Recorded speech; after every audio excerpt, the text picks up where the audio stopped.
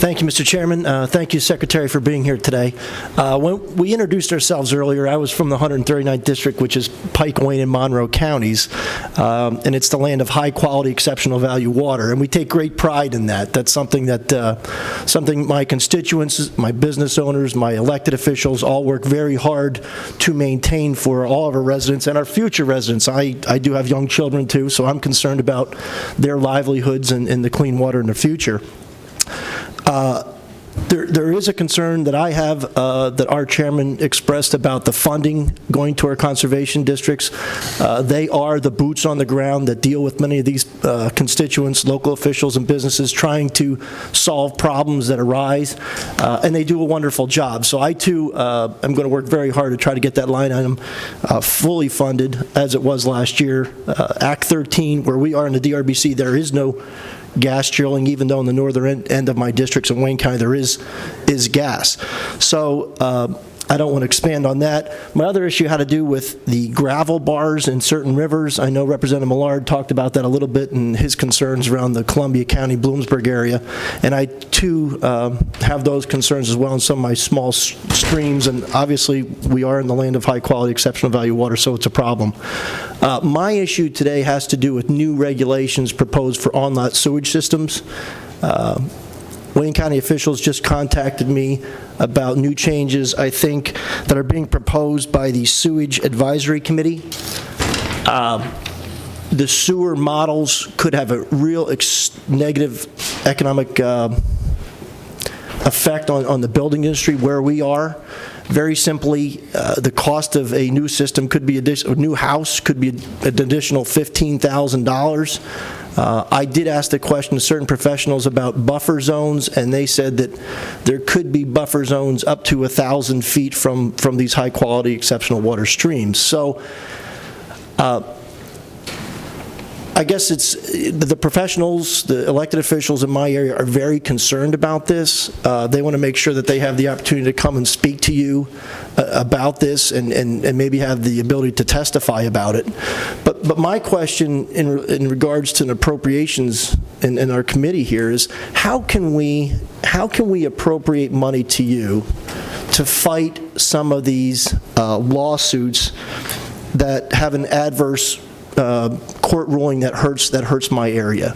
I mean, we really feel like this all stems from several court rulings which have an adverse effect on what we are doing.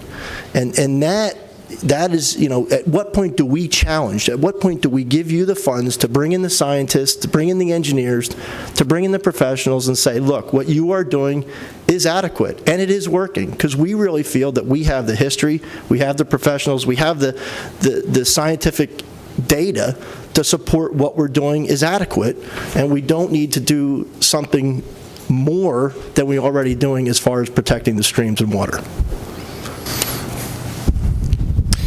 Tough to be succinct. Let me go to the conservation district thing. I think taking a lesson from Representative Dean, I think it was, about trends. I think if you look at the trends on conservation district funding through 2014/15, you'll see the trend going up. It's actually more funding. The reference to on-lot, I think, refers to a guidance document, and if your question is, can we talk about it? Of course. We talk about guidance documents all the time. Your third question was very, very policy or legal oriented, and I'm not 100% sure, I have to admit, what you were getting at. We certainly have confidence in the science we're using. We appreciate input from those who think that we may not, and are engaged in discussion all the time, and we're not a closed system here at DEP. Well, every time a new regulation comes and a buffer zone goes from 250 feet to 500 feet to 1,000 feet, the interpretation we receive back home is that there's an adverse court ruling on not protecting the water.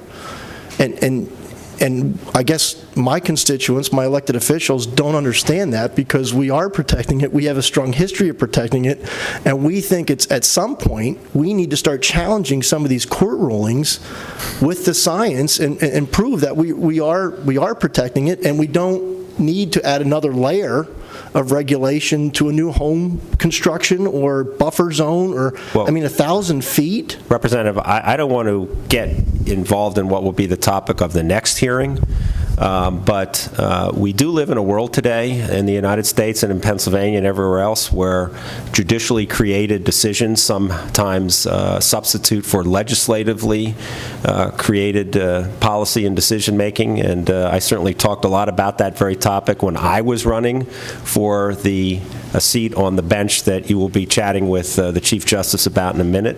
And sometimes we do not have control, nor do you, about certain court cases and where they go after they're decided. Frankly, you may be looking at one of the authors of one of the court cases you're talking about. So I tread gently into that area. And thank you, Mr. Chairman. I know we're short on time, but we had talked about it to the previous administration and the DEP secretary at the time about this, and again brought up the question, at some point we need to challenge these court rulings because, it's just not going to stop. The additional regulation is just, it continues to be more burdensome and burdensome. And again, my local officials, my local conservation district, my SEOs just don't understand that. Thank you, Mr. Chairman.